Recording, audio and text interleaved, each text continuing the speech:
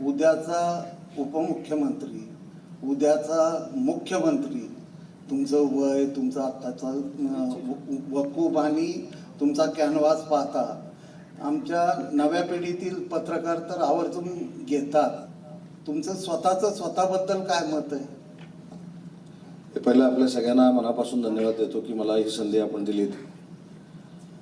पण तुम्ही मला प्रकट मुलाखतीला बोलवलं की माझा राजकीय पत्ता कट करायला बोलवलं मला कळत नाही. सुरुवातीलाच आपली भावना कदाचित ती माझ्याप्रती असेल, पण मला माझे लिमिटेशन्स माहिती आहेत.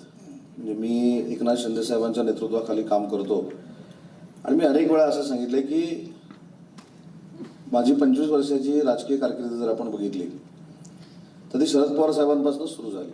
माझे दादा असतील, त्यांनी दिलेली संधी असेल, पण ह्या 3.5 वर्षामध्ये जो मला एक्सेस महाराष्ट्रामध्ये फिरण्याचा माननीय एकनाथ शिंदे साहेबांनी दिला, त्याच्यामुळे प्रामाणिकपणानं सांगतो की एकनाथ शिंदे साहेबच मोठे व्हावेत ही प्रामाणिकपणाची माझी भावना आहे. त्याच्यामुळे मी सांगितलं की माझं लिमिट मला माहिती आहे, मी कुठपर्यंत जायचं. आणि मी एवढा काही महत्त्वाकांक्षी नाही.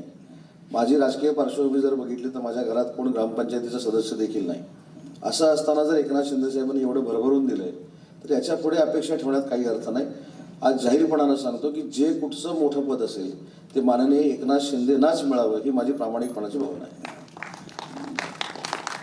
नाही, ही भावना तुम्ही वेळोवेळी व्यक्त केलेली आहे, परंतु सुरुवातीलाच आपण म्हणालात की ही पत्ता कट करण्यासाठीची मुलाखत आहे की काय, तर तुम्हाला असं का वाटतं की तुमचा पत्ता कट होऊ शकतो? नाही, कसं असतं की आता तुमच्या मनामध्ये मी मोठा व्हावा असा आहे, पण माझ्या मनामध्ये एकनाथ शिंदे साहेब मोठे व्हावे असं आहे. आता मी पत्रकारिता मी देखील 25 वर्ष जवळून बघितलेली आहे, अनुभवलेली आहे. त्याच्यामुळे जे मनातच नाही तो जर प्रश्न तुम्ही विचारला आणि ते महाराष्ट्रापर्यंत आता पोचणार आहे, बरोबर आहे की नाही? मग हा गोव्यात जाऊन स्वतःची इच्छा प्रकट करतो. त्याच्यामुळे मी तुम्हाला म्हटलं की माझी लिमिटेशन्स मला माहिती आहे आणि प्रामाणिकपणानं सांगतो की ज्या नेत्यानं माझ्यासारख्याला महाराष्ट्रामध्ये फिरण्याची संधी दिली, महाराष्ट्रामध्ये माझा चेहरा शिंदे साहेबांमुळेच ओळखायला लागले, त्या नेत्याच्या विरोधामध्ये जाऊन काहीतरी करायचं हे अजिबात नाही. आणि मगाशी तुम्ही जे म्हटलं ते गट 100% गट आमचा आहे, पण तो शिवसेनेचा आहे आणि फक्त एकनाथ शिंदेचा आहे. नाही, आपण म्हणालात किंवा हे तुम्ही पत्ता कट होण्यावर अत्यंत म्हणजे तुमच्या नेहमीच्या शैलीत उत्तर दिलं, परंतु हे पत्ता कट होणं किंवा तशी चर्चा होणं ही काय पहिल्यांदा चर्चा झालेली नाही. ज्या वेळी म्हणजे आपल्या सर्वांना पत्रकारांना माहीत आहे की अगदी शिंदे साहेबांच्या बंडाच्या पहिल्या दिवसापासून ते खरातांच्या प्रकरणापर्यंत, खरातांचंच प्रकरण कशाला, आपल्या जरांगे पाटलांबरोबर 2 तास घालवण्यापर्यंत हा जो प्रवास आहे, या प्रवासात ज्या माणसाला संकटमोचक म्हणून महाराष्ट्र पाहतो, शिवसेनेचा संकटमोचक किंवा डॅमेज कंट्रोलर, त्या माणसानं शिंदे साहेब मोठे व्हावे हे तुमची भावना मान्य आहे. मग महाराष्ट्र का नेहमी म्हणतो की बाबा उदय सामंत आणि एक गट आणि भाजप वगैरे अशी आमच्या मीडियामध्ये चर्चा असते? नाही, हे नक्की हे ठरवून केलं जातं. आता कसं आहे की शिंदे साहेबांचे आणि माझे जे संबंध आहेत हे राजकीय नक्कीच आहेत, परंतु राजकारणाच्या पलीकडचे देखील आहेत. आणि जेव्हा एखादा नेता माझ्यासारख्या कार्यकर्त्यावर विश्वास ठेवतो, माझ्यासारख्या मंत्र्यावर विश्वास ठेवतो, तेव्हा काही ठिकाणी असतं ना की उदय सामंत अति एकनाथ शिंदे साहेबांच्या जवळ जायला लागला आहे, त्याला आता बाजूला कसं करायचं, ही देखील साहेब यंत्रणा आहे ना, जशी आमच्यामध्ये आहे तशी तुमच्यामध्ये देखील आहे, हे नाकारता येणार नाही. बरोबर ना? म्हणजे मी कोणाचा अपमान करत नाही, पण जसं आमच्यामध्ये आहे तसं तुमच्यामध्ये आहे. तुमच्यासारख्यांना वाटतं की उदय सामंत मोठा व्हावा, पण काही लोकांना वाटतं नाही, याचं म्हणजे मगाशी जो पत्ता कट हा मी शब्द प्रयोग केला, हा सारखा टीव्हीवर दिसतो, हा सारखा शिंदेबरोबर दिसतो, हा सारखा एकनाथ शिंदेच्या संपर्कात असतो, मग हा कदाचित पुढे मोठा होऊ शकतो. मग आता काय करायचं, तर तोच मुख्यमंत्री होणार आहे किंवा तोच उपमुख्यमंत्री होणार आहे, हे विष आमच्या नेत्याच्या कानापर्यंत पोचवायचं. म्हणजे तुमची भावना साहेब चांगली आहे, पण अशी आहेत ना प्रवृत्ती. आणि म्हणून मी सांगितलं की ज्या पद्धतीनं शिंदे साहेब संघर्ष करत राज्याचे मुख्यमंत्री झाले, हा आदर्श त्यांनी कार्यकर्त्यांसमोर ठेवलेला आहे. कोणी किती काही म्हणू, कोणी टीका करू, काय करू, हा त्यांचा वैयक्तिक प्रश्न आहे. पण ज्या कौटुंबिक सिच्युएशनमधनं ते संघर्ष करत तिथपर्यंत पोहोचले, अशा संघर्ष करणाऱ्या नेत्याला, संघर्ष योद्ध्याला आपण कुठेतरी चॅलेंज करायचं हे माझ्या स्वप्नात पण नाही. आणि म्हणून सांगितलं की जे पसरवणारे असतात त्यांना कुठेतरी असं वाटत असतं की नाही बाबा आता हे काहीतरी इथं संधी उदय सामंतला मिळते, त्याच्यामध्ये परकीय असतील, स्वकीय असतील, कोणी असतील मला माहीत नाही. पण मी डायरेक्ट पुन्हा एकदा गोव्यात सांगतो की एकनाथ शिंदे साहेबांनी जे काय महाराष्ट्राचं मोठं पद असेल किंवा अन्य कुठचं मोठं पद असेल हे माननीय एकनाथ शिंदे साहेबांनाच मिळावं ही उदय सामंतची प्रामाणिक भावना आहे. आणि 2 नंबरचं तुम्हाला दिलं तर नाही, स्वबळावर आल्यानंतर ते 1 नंबरचे होऊन मी जर 2 नंबरचे झालो तर ठीक आहे. पण आम्ही महायुतीतच लढणार आहोत हे पण निश्चित आहे. त्याच्यामुळे जे काय मोठं पद मिळेल ते माननीय एकनाथ शिंदे साहेबांनाच मिळालं पाहिजे. कारण त्याच्यामागे त्यांचा संघर्ष आहे. त्यांनी आमच्यासारख्या कार्यकर्त्यांना जपलेला आहे, आमच्यासारख्या आमदारांना जपलेला आहे. व जी व्यक्ती विधानसभेमध्ये 200 आमदार निवडून येणार ही खात्री देते आणि विधानसभेला 200 क्रॉस आम्ही आमदार जिंकतो याच्यामधला कॉन्फिडन्स बघा. हा ओव्हर कॉन्फिडन्स नव्हता, हा एकनाथ शिंदे साहेबांचा आत्मविश्वास होता. आणि अशा नेत्याला सपोर्ट करणं, त्याला पाठबळ देणं हे माझं कर्तव्य समजतो. अगदी बरोबर. एक व्हर्सटाईल नेता आणि मास बेस, भलेही पवार साहेबांच्या पातळीवर आपण आज पोचलेल नसाल मास बेस या अर्थानं, परंतु व्हर्सटाईल आणि मास बेस नेता म्हणून आज महाराष्ट्र तुमच्याकडे पाहतो. अगदी नाट्य चळवळी असोत, महाराष्ट्रातल्या साहित्य चळवळी असोत, उद्योग चळवळी असोत किंवा कुठलीही सकारात्मक चळवळ चालली की ते उदय सामंत त्या चळवळीतल्या माणसाला जवळचा वाटतो. हे जवळचं जे वाटणं आहे हे याचा राजकारणात फायदा होतो की तोटा होतो? नक्कीच फायदा होतो ना, 100% फायदा होतो. माझी राजकीय सुरुवात तुम्हाला सांगितली की माझी राजकीय सुरुवात देखील माझ्या मित्राला ग्रामपंचायतीचा सदस्य बनवण्यापासून झाली. पाली युवा मंच नावाची एक संस्था समोर सगळी प्रस्थापित आणि पाली युवा मंचातनं त्याला काही बेस नाही, त्याच्यातनं आमचा एक मित्र उभा राहतो आणि तो 350 मतांना समोरच्याचं डिपॉझिट घालून जिंकतो. ही आमची राजकीय सुरुवात. त्याच्यामुळं मी जसं म्हटलं की मी स्वतः क्रिकेट खेळायचो, मी स्वतः बॅडमिंटन खेळायचो, स्वतः मी स्पोर्ट्समध्ये होतो. आजही अनेक स्पोर्ट्स असोसिएशनचा मी अध्यक्ष आहे. मी सांस्कृतिक क्षेत्रामध्ये काम करतो. आता तर मी ऑल इंडियाची आम्ही जी टेनिस म्हणजे गोव्याचे पण माझे सहकारी त्याच्यामध्ये आहेत. टेनिस क्रिकेट असोसिएशन जे आम्ही केलेलं आहे, फेडरेशन जे केलेलं आहे त्याचा मी देशाचा वर्किंग प्रेसिडेंट आहे. त्याच्यामुळे मला असं वाटतं की पवारसाहेबांच्या सानिध्यामध्ये 20-25 वर्ष राहिल्यामुळं प्रत्येक क्षेत्रामध्ये आपलं काम असावं ही त्यांनी जी शिकवण दिलेली होती त्याचा मला आजही फायदा होतो. आणि मला सांगा की जेव्हा मी रामदास फुटाण्यांकडे जातो त्यांचे माझे काही राजकीय संबंध नाहीत. अरुण म्हात्रेंकडे जातो त्यांचे काही माझे राजकीय संबंध नाहीत. अशोक नायगावकरांकडे जातो माझे काही राजकीय संबंध नाहीत. अनेक पत्रकारांकडे मी जातो ते काही माझे राजकीय संबंध नाहीत. पण राजकीय संबंध नसताना जेव्हा आपण संबंध वाढवतो त्याचा फायदा नक्की राजकारणामध्ये होतो याचा माझा याच्यावर विश्वास आहे. नाही, तुमचा राजकीय प्रवास पाहिला तर शिवसेनेत म्हणजे उद्धव ठाकरेंच्या शिवसेनेत होतात, पवार साहेबांच्या राष्ट्रवादीमध्ये होतात, आत्ता शिवसेनेचे नेते आहात आणि सर्वच राजकीय पक्षात तुमचे मित्र आहेत. तर तुम्ही जिथं जिथं होता, आता उद्धव साहेबांकडून तुम्ही काय घेतलं, शरद पवार साहेबांकडून तुम्ही काय घेतलं, किंवा मी पदं म्हणत नाही परंतु पॉलिटिकल स्ट्रॅटेजी असते, एखादा राजकीय गुण असतो, एखादी राजकीय संस्कृती असते की जी तुम्ही घेतली, असं तुम्हाला कुठलं वाटतंय का? चारही नेत्यांबद्दल तुम्हाला चारी पवार साहेबांकडनं मेहनत कशी करायची आणि सगळ्या सेक्टरमध्ये आपला संपर्क कसा ठेवायचा, त्यांच्याशी संवाद कसा वाढवायचा आणि त्याचा पॉलिटिकल फायदा होईल न होईल पण त्यांच्यासोबत कसं राहायचं आणि मग राजकारण कसं करायचं हे पवार साहेबांकडनं शिकलो. अजितदादांकडनं तर प्रशासनावर कमांड कसा ठेवायचा. आता आम्हाला पण ते शक्य होत नाही वेळेत जाणं, पण शक्यतो वेळ कशी पाळायची, अधिकाऱ्यांबरोबर कसं बोलायचं, अधिकाऱ्यांकडनं काम कसे करून घ्यायचे आणि संघटना बळकट कशी करायची हे त्यांच्याकडनं शिकलो. मधल्या 7-8 वर्षामध्ये तसं काही शिकलो असं मला वाटत नाही.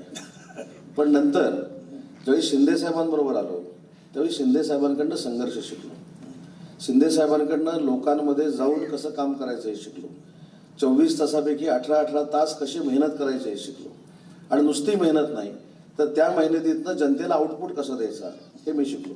आणि म्हणून तुम्ही रत्नागिरी जिल्ह्यामध्ये जर आला किंवा माझ्या विभागामध्ये जर तुम्ही कधीतरी डोकावलं तर त्याचं प्रतिबिंब तुम्हाला नक्की दिसतं.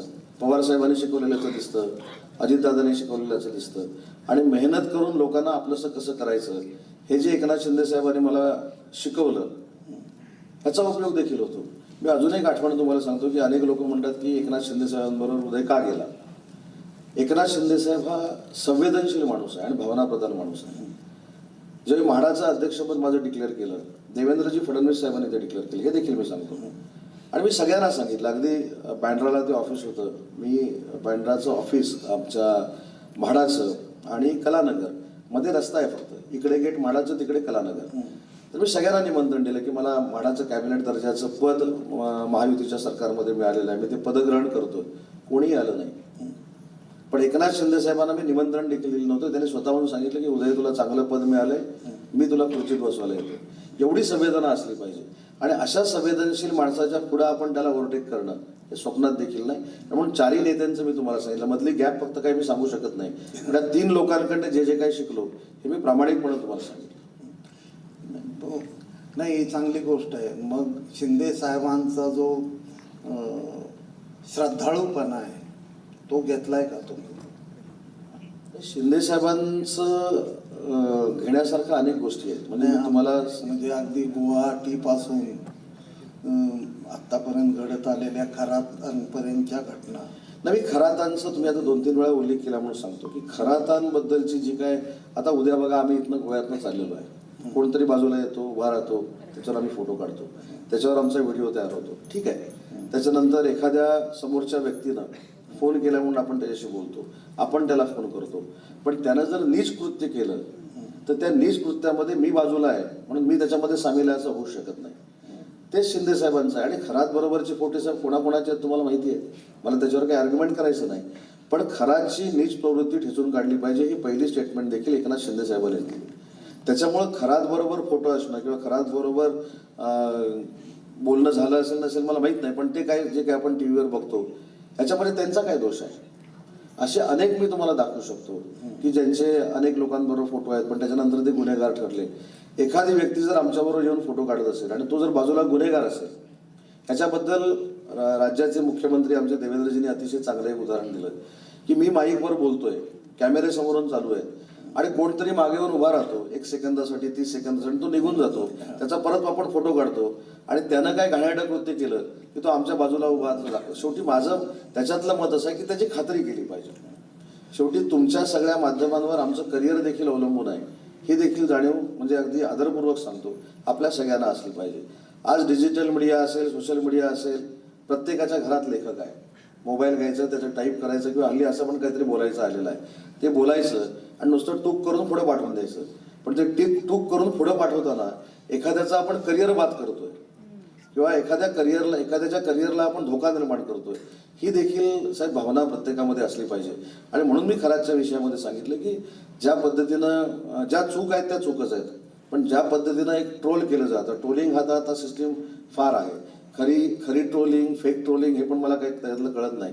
पण एखाद्या माणसाला या सोशल मीडियाद्वारे किंवा डिजिटल मीडियाद्वारे खरोखरच आपण बदनाम करतोय का, खरोखरच आपण त्याच्यावरनं राजकीय त्याला बाजूला करतोय का, हे देखील अगदी नम्रतापूर्वक सांगतो की या सगळ्या माध्यमांना कळलं पाहिजे. नाही, तरीही माझं मत किंवा तुमच्यासारख्या नेत्याकडून की जो महाराष्ट्राच्या साहित्य चळवळीत रुची ठेवतो, जो नाट्य क्षेत्रात रुची ठेवतो किंवा पुरोगामी विचार ज्याला म्हणू आपण, त्या विचाराचे देखील असंख्य मित्र आपले आहेत.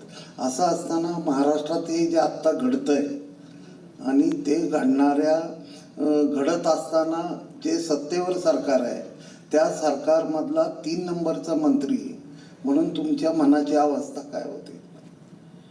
नाही, त्याचा नंबर कसा लावता तेच मला कळलेलं नाही. मी मंत्री एवढं मला माहिती आहे. पण मी तुम्हाला अजून राजकारणातलं सांगतो की मी शरद पवार साहेबांबरोबर जेव्हा काम करायचो तेव्हा मी ND पाटील साहेबांना देखील भेटायचो, मी माईंना देखील भेटायचो. बघितलं तर कुटुंब आहे पण विचारामध्ये विरोधाभास आहे. पण ND पाटील साहेबांनी, आज ते हयात नाहीत, पण ND पाटील साहेबांनी मला कधीच सांगितलं नाही की पवार साहेबांबरोबर काम करू नको किंवा पवार साहेबांनी मला कधी सांगितलं नाही की एन डी पाटील साहेबांकडे जाऊ नको. मला असं वाटतं की हीच परिपक्वता एकनाथ शिंदे साहेबांमध्ये आहे. आणि तुम्ही बघा ना, बाकीच्या ह्याच्यामध्ये जर एखाद्यानं युबीटीच्या कुठच्या नेत्याबरोबर आम्ही जर बोललो तर युबीटीच्या नेत्याला रात्री फोन येतो, काय रे चाललास की काय तिकडे. शेवटी विश्वास असला पाहिजे. आणि म्हणून राजकारण करत असताना तुम्ही जो मगाशी मुद्दा मांडला की विश्वासार्थ असलेले नेते ज्यावेळी निर्माण होतील त्यावेळी सामाजिक क्षेत्र पुढे जाण्याचा प्रयत्न होईल. पण ते पुढे जाताना तुम्ही जर त्याला चांगलं केलं असेल तर तुम्ही त्याला पुढे ढकललं पाहिजे या मताचं मी. खरं आहे हे. तुम्ही कुठं काय म्हणजे तुम्ही तेल लावलेल्या पैलवानाच्या तालमीतही दीर्घकाळ राहिलेला आहात. त्यामुळं तुम्ही आमच्या सापडायला तयार नाही. खरात असो ना तर शिंदे साहेबांची श्रद्धा वगैरे असो, तरीही स्वतःला तुम्ही कोकणचे नेते मानता की महाराष्ट्राचे नेते मानता? मी या कॉम्पिटिशनमध्येच नसतो. मी तर कोकणामध्ये एकदा जाहीर सभेमध्ये सांगितलं की माझा उल्लेख असा केला होता बॅनरवर, कोकणचा नेता. मी त्यांना सांगितलं तो नेता काढून टाका आणि कोकणचा कार्यकर्ता असेल. या कॉम्पिटिशन कोकणच्या नेत्यांमध्ये फार वाढलेली आहे, त्याच्यामुळे मी त्याच्यामध्ये नाही आणि मला ते अडकून राहायचं नाही. महाराष्ट्राचा नेता तर नाहीच नाही. आता काही लोक बघा, काही लोक स्वतःलाच लोकनेता म्हणून घेतात, काही लोक स्वतःला हिंदूंचा नेता म्हणून घेतात, काही लोक मला त्याच्यामध्ये अजिबात म्हणजे जायचं पण नाही. मी जर काम करतोय जनता माझ्यासोबत राहील, मी जर काही चुकलो तर जनता मला बाजूला करेल, या तत्वावर विश्वास ठेवणारा मी आहे. त्याच्यामुळे कोकणचा नेता, महाराष्ट्राचा नेता, आज इथून सांगतो की मी कुठच्याही रेसमध्ये नाही. आणि हे तर मी कोकणात अनेक वेळा सांगितलं, ज्याला कोणाला कोकणचा नेता व्हायचा आहे त्यांनी व्हावं आणि आमच्या कोकणचा विकास करावा, आम्ही त्याच्यासोबत आहोत. मी मंत्रिमंडळातला 3 नंबरचा नेता राहणार. तुम्ही कोकणमध्ये कुठल्याही नंबरवर कुणीही राहा, मी कोकणात कार्यकर्ता आहे, राज्यात मंत्रिमंडळामध्ये. असं तर इनडायरेक्ट मेसेज. नाही, इनडायरेक्टली मेसेज नाही. मी तुम्हाला त्याच्यामध्ये मी कृपया मला नकारात्मक घेऊ नका. नकारात्मक मी तुमच्या सगळ्या गोष्टी वैयक्तिक मी सकारात्मक घेतलेल्या आहे, पण मांडताना मी माझी भूमिका मांडली आहे. तुमच्याबद्दल नितांत आदर आहे. तुम्ही जो आदरानं माझा उल्लेख केला त्याबद्दल पण काय माझं म्हणणं नाही. पण मी माझ्यावर जे सहकारी आले त्यांना जरी विचारलं तरी चालेल. मी आजही कार्यकर्ता म्हणूनच राबतो. म्हणजे मी अजून तुम्हाला पुढे जाऊन सांगतो की माझा पूर्ण दिवसाचा कार्यक्रम ज्यावेळी संपतो, हे कितीतरी वर्ष गेली 25 वर्ष तुम्ही कोणालाही विचारा रत्नागिरीमध्ये, तो 11 वाजता समू दे, 12 वाजता समू दे, जे राजकारणातले पूर्वीपासूनचे जे माझे मित्र आहेत त्यांना भेटूनच मी घरी जातो. त्याच्या मला राजकारण आणि कसं आहे, काही लोकांचं राजकारणावर पोट असतं, माझं तर राजकारणावर अजिबात पोट नाही.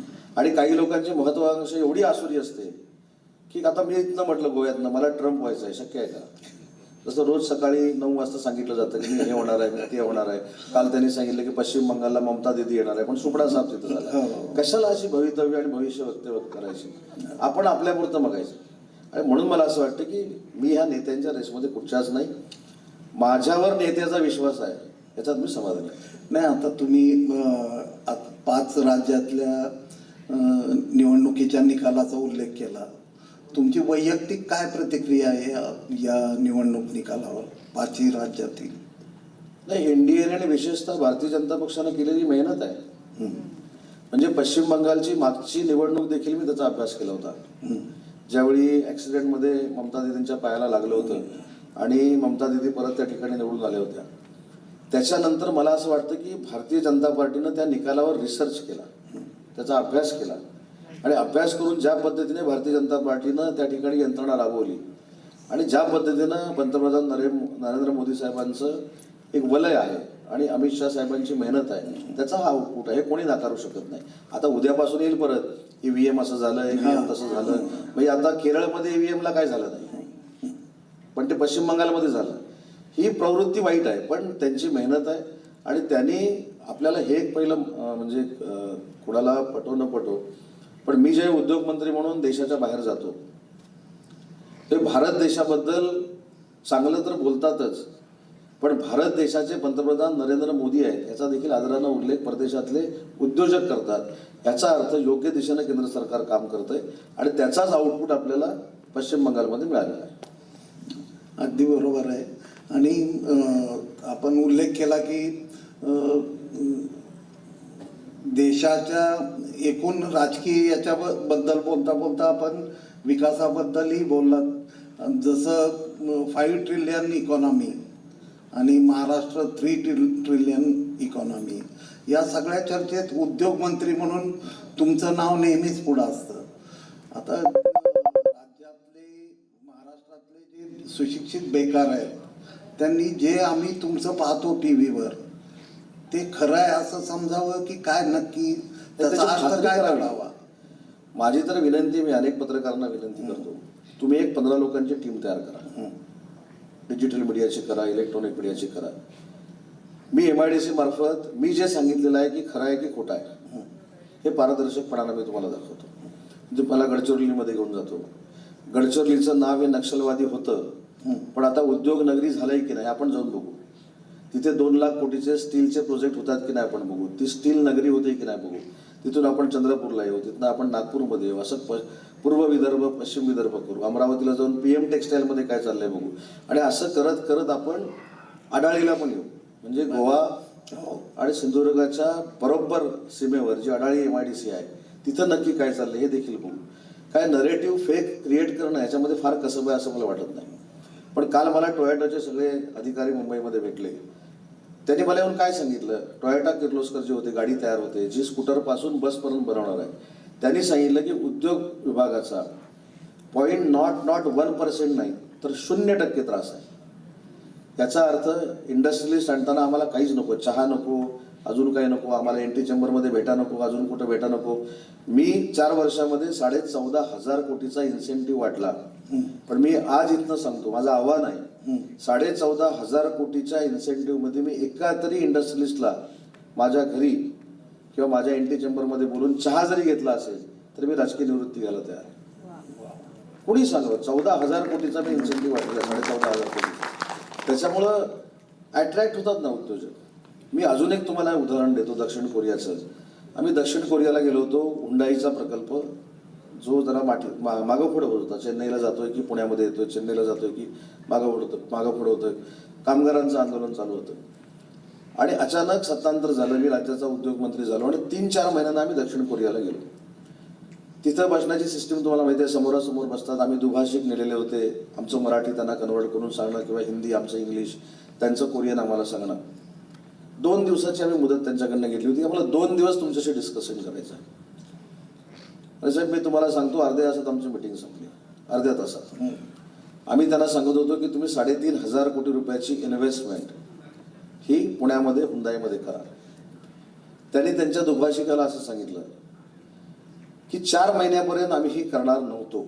याचं कारण मोदीजींच्या नेतृत्वाखालचं सरकार हे महाराष्ट्रामध्ये नव्हतं. पण आता तुम्ही आलाय, तुमची मीटिंग अर्ध्या तासात संपवा. आम्ही 3,500 नाही, आम्ही 7,000 कोटी घेऊन आम्ही आता पुण्याला येतोय. ते 7,000 कोटी तर आलेच आणि परवा त्यांनी पुन्हा एकदा MOU करायचं ठरवलं 10,000 कोटीचा. म्हणजे हुंडाईनं 17,000 कोटी रुपये महाराष्ट्रामध्ये इन्व्हेस्ट करण्याचा अर्ध्या तासात निर्णय घेतला. त्याच्यामुळे सांगितलं की सत्तांतर झालं. सत्तांतर झाल्यानंतर आम्हाला कोण गद्दार म्हणालं, आम्ही 50 कोटी घेतले काय, सगळं म्हणालं. पण आज जर तुम्ही मगाशी जसं सांगितलं की ह्याच्यातलं वास्तव काय, तुम्ही कमिटी तयार करा. आणि जर मी तुम्हाला हे दाखवू शकलो नाही तर तुम्ही मला करेक्ट करा, तू खोटं बोललास. अडाळीला आपण आता गेलो, तिथं प्रोजेक्ट येत नसेल तुम्ही मला करेक्ट करा. रत्नागिरीमध्ये प्रोजेक्ट येत नसेल करेक्ट करा. आजच मी कोका कोलाची मीटिंग घेतली. कोका कोलाचा 3,500 कोटीचा प्रकल्प जर लोटे परशुरामला चालू झाला नसेल तर मला करेक्ट करा. त्याच्यासमोर रेल्वेचा बर्थ बनवण्याचा 1,500 कोटीचा प्रोजेक्ट झाला नसेल मला करेक्ट करा. शेवटी माझ्या चुका पण मला कळल्या पाहिजे. पण होतंय कसं की कोणाच्या तरी पत्रकार परिषदेवर आपण विश्वास ठेवतो आणि तो सांगतो की वेदांत फसवून गेला. अरे बाबा कुठे गेला, तो आलाच नव्हता तर जाईल कसा. आज महाराष्ट्रामध्ये पहिल्यांदा असं झालं की जे आरोप झाले, हे 4 प्रकल्प गेले, 5 प्रकल्प गेले, त्याच्यावर व्हाईट पेपर करणारा पहिला मी उद्योगमंत्री आहे. पहिला. हे धाडस विधान भवनामध्ये कोणी केलं नव्हतं. आणि परवा देखील सांगितलं, परवा, की पुढच्या अधिवेशनामध्ये आम्ही दावोसला जाऊन किती MOU केले आणि त्याची परिणिती काय झाली ह्याची भगवी पत्रिका आम्ही काढणार आहे. हे पण देशातलं पहिलं उदाहरण आहे. मग एवढं जर पारदर्शकपणानं आम्ही व्हाईट पेपर काढतोय, भगवी पत्रिका काढणार आहोत, तुम्ही जा ना कोर्टात, तुम्ही विधानसभेमध्ये आणा ना माझ्यावर हक्कभंग. बाहेर कशाला पत्रकार परिषद घेताय? जिथं तुम्हाला विधिमंडळामध्ये मला अडचणीत आणायचं आहे, माझ्यावर तुम्ही हक्कभंग आणू शकता, तुमचं ते आयुध आहे. पण प्रॉब्लेम असा आहे, ते विधानसभेच्या बाहेरच जास्त वेळ असतात. सभागृहात देखील बसलं पाहिजे ना. सभागृहातला कायदा समजून घेतला पाहिजे. मी जर खोटं बोललो असेल मंत्री म्हणून तर माझ्यावर कसा हक्कभंग येतो. मी व्हाईट पेपर जर चुकीचा काढला असेल तर माझं मंत्रिपद पण जाऊ शकतं. एवढे अधिकार विधानमंडळाला आहे. पण विधानमंडळामध्ये आधी 2 तास रोज बसलं तर पाहिजे. सगळे जे आहे ते विधानसभेच्या बाहेरनं, याला काही अर्थ नाही. हा फेक नरेटिव्ह आहे. आणि मी तुम्हाला पुराव्यानिशी महाराष्ट्रामध्ये दाखवू शकतो की आम्ही इन्व्हेस्टमेंट किती आणली. म्हणजे महाराष्ट्रातल्या नव्या पिढीतल्या सुशिक्षितांना आशावादी वाटावं असं चित्र तुमच्या दृष्टीनं नक्कीच आहे. आशावादी आहे. तर मला वाटतं एकूणच तुमची वाटचाल पाहता आता नवीन महाराष्ट्र तुम्ही कसा पाहता? उद्योगाच्या आघाडीवर असेल, सामाजिक चळवळींच्या आघाडीवर असेल किंवा नाही, मी बघताना माझ्या डिपार्टमेंटच्या बाबतच बघतो. कारण मॅग्नेटिक महाराष्ट्र आता आम्ही करतो डिसेंबरमध्ये. आणि मॅग्नेटिक महाराष्ट्र करण्यामागचा उद्देश आमचा असा आहे की जसं आम्ही दावोसला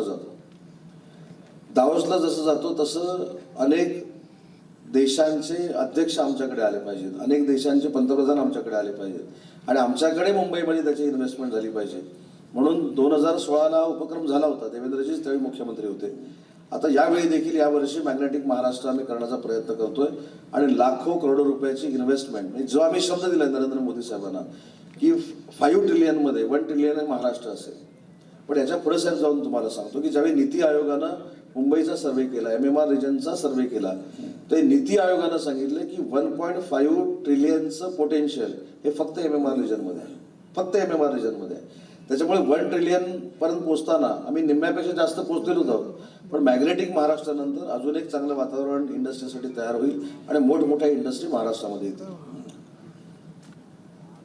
एकूणच आपण बराच वेळ झालेला आहे. आपण खूप दगदग करून आजचा कार्यक्रम आमचा अटेंड केलेला आहे. जाता जाता मला आपल्याला राजकीय एवढंच विचारावं वाटेल, आपण नव्या पिढीतले आहात की भाजपसोबत करमतं का तुम्हाला?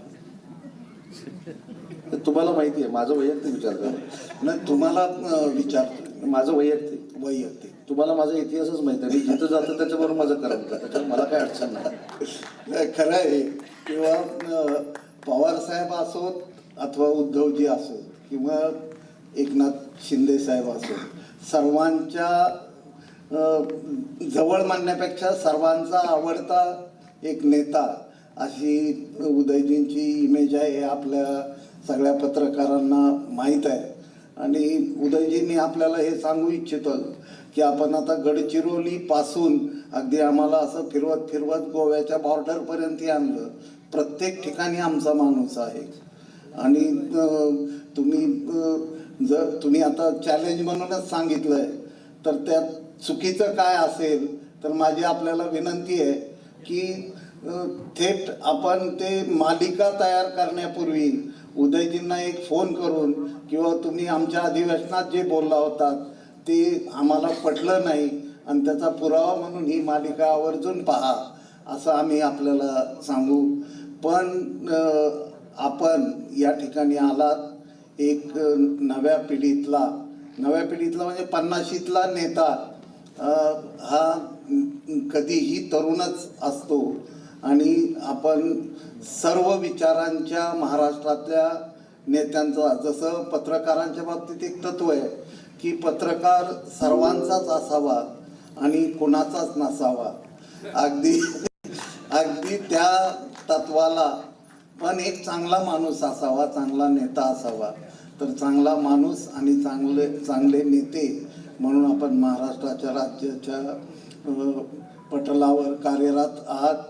आपली आमच्या डिजिटल मीडियाकडून काही अपेक्षा असेल किंवा आव्हान करू इच्छित असाल तर आपण सांगा. नाहीतर आम्ही एरवी नेहमी आमच्या मागण्या घेऊन डिजिटल पत्रकारांच्या आपल्याला भेटणारच आहोत. माझी आपल्याकडनं काहीच अपेक्षा नाही, कारण शेवटी तुम्ही त्या क्षेत्रामध्ये काम करताय. फक्त जाता जाता 2च महत्त्वाच्या गोष्टी सांगतो की राज्याचा उच्च व तंत्रशिक्षण विभागाचा मी मंत्री होतो आणि एल्फिस्टन कॉलेजला मी गेलो होतो. आणि एल्फिस्टन कॉलेजला गेल्यानंतर माझ्या असं लक्षात आलं की त्या एल्फिस्टन कॉलेजला काही काळ बाळशास्त्री जांभेकरांनी शिकवलेलं होतं. आणि मी सगळे ठराव बघत असताना एक 18 वर्षापूर्वीचा ठराव माझ्या निदर्शनास आला की बाळशास्त्री जांभेकरांचं तैलचित्र एल्फिस्टन कॉलेजच्या समोर लावलं पाहिजे. आणि नंतर सगळे ठराव बघितले निगेटिव्ह, बाळशास्त्री जांभेकरांचं तिथं तैलचित्र लावायचं नाही, हे नाही ते नाही. म्हणजे मी काम करण्याची पद्धत आमची सांगतो. मी त्यांना सांगितलं की 15 तारखेला, पुढची 15 तारीख की 16 तारीख होती, पुन्हा एकदा एल्फिस्टनमध्ये आपण मीटिंग लावू. आणि त्यावेळी ते निगेटिव्ह ठराव असताना मी बाळशास्त्री जांभेकरांचा फोटोज घेऊन तिथे गेलो आणि त्या प्रमुख दारावर बाळशास्त्री जांभेकरांचा फोटो लावला. याचं कारण असं आहे, एल्फिस्टनमध्ये मराठीची मूर्तवेळ बाळशास्त्री जांभेकरांनी ठेवलेला आहे. हे माहीत नाही. त्याच्यामुळं मला असं वाटतं की पत्रकारांबद्दल नितांत आदर आहे. सिंधुदुर्गामध्ये असताना देखील सिंधुदुर्गाचे पत्रकार जर इथे असतील तर तुम्हाला सांगतील की त्यांच्या पत्रकार भवनची परिस्थिती काय होती आणि आता सिंधुदुर्गाचं पत्रकार भवन काय आहे. दुसरं पत्रकार भवन आता मी रत्नागिरीमध्ये करतोय, त्याच्या उद्घाटनाला मी तुम्हाला सगळ्यांना बोलवेन. माझी अपेक्षा हीच आहे की आपला जो डिजिटल पत्रकार असेल किंवा इलेक्ट्रॉनिक पत्रकार असेल किंवा प्रिंट मीडियाचा असेल, त्यांनी माझ्या जिल्ह्यामध्ये काम करत असताना आधुनिक पद्धतीनं काम करावं. त्यांना देखील जगाची माहिती असली पाहिजे, अशी आपण ही पत्रकार भवन उभारतोय आणि त्यातलं आपण तिथं देखील उभारतोय. आता दुसरी माझी आपल्याला विनंती आहे की मगाशी मी ऐकलं की पहिलं तुमचं अधिवेशन कुठे याला झालं, पहिलं भिलारला झालं. महाबळेश्वरला झालं, विलारला झालं, पण माझ्याशी संबंधित झालं. विलार आता माझ्याकडे आहे, मी मराठी भाषेचा मंत्री असल्यामुळं. नंतर तुमचं कनेरी मठामध्ये झालं, तिथं देखील माझ्या आणि महाराजांचे अतिशय जवळचे संबंध आहेत. आज गोव्याचं झालं. आज तुम्हाला अजून एक महत्वाची गोष्ट सांगतो की माझा जो जन्म आहे, प्रमोद सावंत ही मित्रच असतील. त्याच्या पुढचं सांगतो, माझा जो जन्म आहे तो गोव्यामध्ये झालाय, मडगावमध्ये, बरोबर आहे, तिथं पण झालं. आता माझी विनंती आहे की पुढचं 4थं अधिवेशन जे आहे ते माझ्या कर्मभूमीमध्ये तुम्ही रत्नागिरीमध्ये करावं. नक्की नक्की. आणि रत्नागिरीचे अनेक आहेत ना, आता अनेक लोक आलेले आहेत, हे पण रत्नागिरीचेच आहेत. तर हे सगळं अतिशय चांगल्या पद्धतीनं, हे गोवा एवढं मला माहीत नाही, पण कोकणच्या पद्धतीने तुमचं स्वागत करतील. तर पुढचं आजच जाहीर करा की तुमचं अधिवेशन हे रत्नागिरीला आहे. पुढचं अधिवेशन आपलं रत्नागिरीत असेल. म्हणजे त्याच्या पुढचं आपण सकाळी जे दिल्लीत घ्यावं असं चाललं होतं, तर ते आपण पोस्टपोन करूया आणि उदयजींचं निमंत्रण इमिजिएट स्वीकारून पुढचं आपलं अधिवेशन, 4थं अधिवेशन हे रत्नागिरीत असेल. रत्नागिरी, दिल्ली व्हाया रत्नागिरी करा. चालेल. खूप खूप धन्यवाद. मुलाखत म्हणण्याऐवजी आपल्याशी गप्पा त्यांच्या झालेल्या आहेत. आपल्यालाही त्यांना काय फारसं वाकडं विचारायचंच नव्हतं आणि आपण जरी विचारलं असतं तरी त्यांनी ते आपल्याला सरळ करून सांगितलं असतं. ती त्यांची म्हणजे गेल्या अनेक वर्षांची परंपरा आहे. असो, उदयजी, खूप खूप आनंद वाटला आमच्या सर्वांना. सकाळपासून कार्यक्रम चालू आहेत. राज्यातल्या 1400 डिजिटल पत्रकारांनी या अधिवेशनाला नोंदणी केलेली आहे आणि मुख्यमंत्र्यांच्या हस्ते सकाळी उद्घाटन झालं आणि परिसंवाद झाले. समारोपाला आपण हजर राहिलात, या प्रकट मुलाखतीला हजर राहिलात, त्याबद्दल राज्यातल्या, महाराष्ट्रातल्या आणि देशातल्या डिजिटल पत्रकारांच्या वतीनं मी आभार मानतो.